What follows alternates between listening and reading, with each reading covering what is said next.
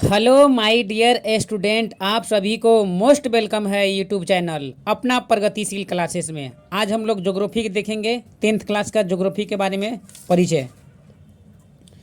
देखिए, आप लोगों को हम ज्योग्राफी पढ़ाएंगे जो बेहतरीन ढंग से समझ में आएगा। कक्षा 10th क्लास का जो है ज्योग्राफी विषय। सबसे पहले हम जानेंगे कि ज्योग्राफी होता क्या है। देखिए यहाँ पर, जिसका अर्थ होता है भूगोल। हिंदी में हम बोलते हैं भूगोल और इंग्लिश में बोलते हैं ज्योग्राफी।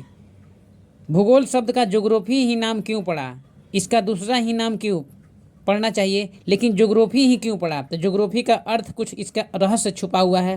पहले ज्योग्राफी के बारे में हम लोग जान लेते हैं, ज्योग्राफी से परिचय हो जाते हैं, उसके बाद हम लोग देखेंगे क्या होता है। देखिए यहाँ पर ज्योग्राफी, ज्योग्राफी ग्रीक भाषा का शब्द है जिसका निर्माण दो शब्दों से किया गया है। दो शब्दों से, इसमें दो शब्दों से किया गया है। देखते हैं पहला शब्द जियो, इसका है अर्थ दूसरा ग्राफो। जियो का अर्थ होता है पृथ्वी और ग्राफो का अर्थ होता है लिखना या वर्णन करना, यानी पृथ्वी का वर्णन करना। पृथ्वी के बारे में वर्णन करेंगे, उसी को हम लोग बोलते हैं ग्राफो।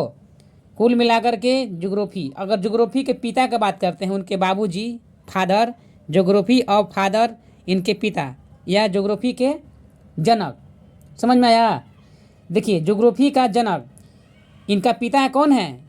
पिता है इरेटोस्थनीज।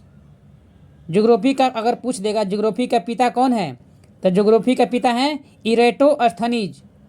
ठीक ना? इनको ज्योग्राफी को फादर कहा जाता है, ज्योग्राफी ऑफ फादर। अब हम देखते हैं भूगोल।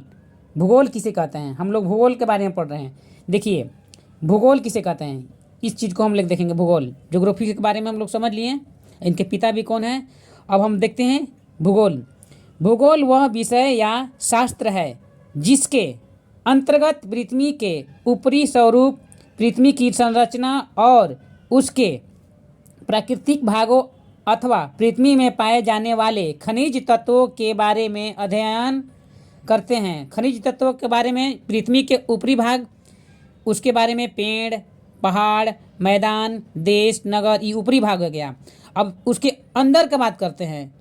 यहाँ पर पृथ्वी में पाए जाने वाले उसके अंदर प्राकृतिक भाग में पृथ्वी की संरचना के अंदर का भाग करते हैं। जिसे अंदर में क्या हो जाएगा?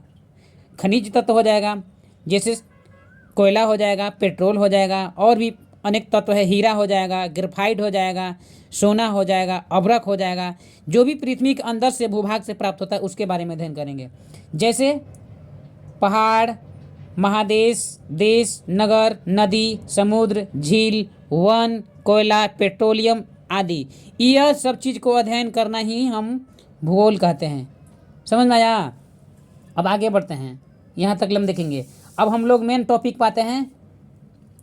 हम लोग 10th क्लास में पहला चैप्टर है खंड का, जिसका नाम है भारत संसाधन एवं उपयोग।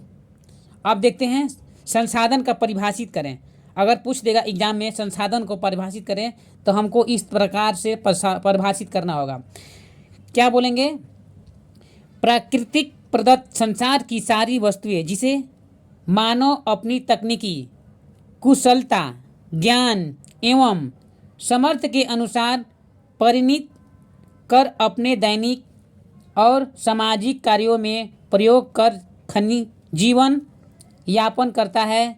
संसाधन विकसित, विकासशील अथवा अर्ध विकसित के श्रेणी में बांटा गया है। अब यहाँ पर ध्यान दीजिए, प्राकृतिक प्रदत्त संसार की सारी वस्तुएं, यानी कि संसार में सारी वस्तुएं हैं जिसके मानव अपनी तकनीकी यानी कि मशीन। अगर ये पेपर छापने वाला मशीन नहीं होता तो इतना कलरफुल में आप लोगों को यह दिखाई देता। ये तकनीक के कारण हुआ है। इसमें बहुत सारे तकनीक लगाया गया है। कंप्यूटर की ज़रूरत है, प्रिंटर की ज़रूरत है, इंक की ज़रूरत है, स्याही की ज़रूरत है। तो तकनीकी के द्वारा यह सब चीज़ किया गया है। तो ये हमारे लिए क्या हो जाएगा? संसाधन हो जाएगा। तकनीकी, कुशल, कुशल का मतलब अपने अंदर हुनर होना चाहिए, कुछ हम लोग का कला होना चाहिए, उसी को कुशल बोलते हैं। ज्ञान, ज्ञान का मतलब बुद्धि होना चाहिए। अगर आप लोग का दिमाग अच्छा काम करता है तो अच्छा वस्तु का निर्माण करेंगे। साइंटिस्ट हमारे अच्छे निर्माण करते हैं वस्तुओं का। उसी को हम ज्ञान बोलते हैं। ज्ञान से हम कुछ चीज़ कुशलता और ज्ञान से किसी वस्तु को नए नए निर्माण करते हैं।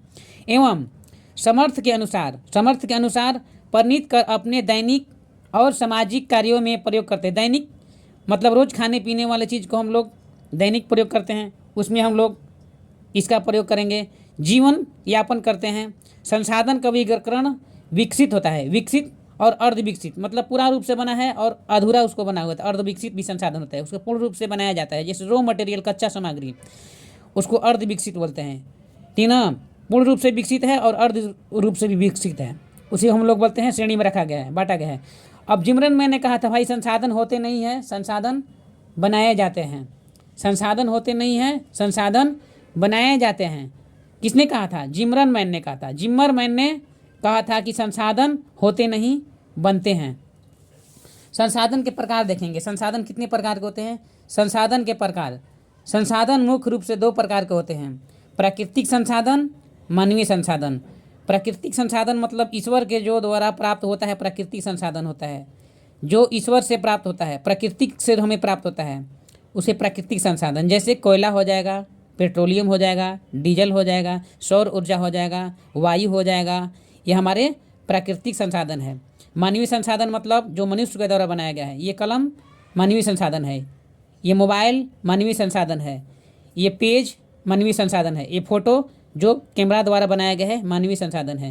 यानी कि मनुष्य के द्वारा बनाए जाने वाले सभी चीज़ों को मानवीय संसाधन और प्राकृतिक में पाए जाने वाले सभी संसाधन को प्राकृतिक संसाधन।